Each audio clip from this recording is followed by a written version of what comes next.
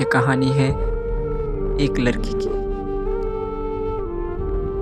سپنے دیکھے تھے ایک لڑکی نے سہانے سے، شادی کے بعد ایسا ہوگا ویسا ہوگا، لیکن اس بیچاری کو کیا پتا تھا شادی کے بعد اس کی زندگی کا تماشا ہوگا۔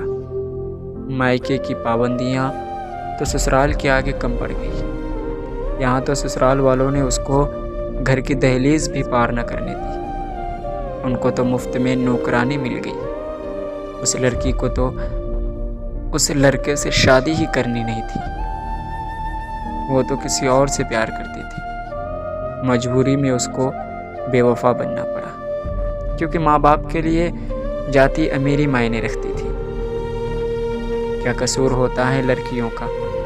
کومل گلاب کا پھول تو ہوتی ہے، جھوٹی مسکراہٹ کے پیچھے اپنوں کا دیا دکھ خون کے آنسو تک چھپا لیتی ہے۔ سپنے دیکھے تھے ایک لڑکی نے سہانے سے، شادی کے بعد ایسا ہوگا ویسا ہوگا، لیکن اس بیچاری کو کیا پتا تھا شادی کے بعد اس کی زندگی کا تماشا ہوگا۔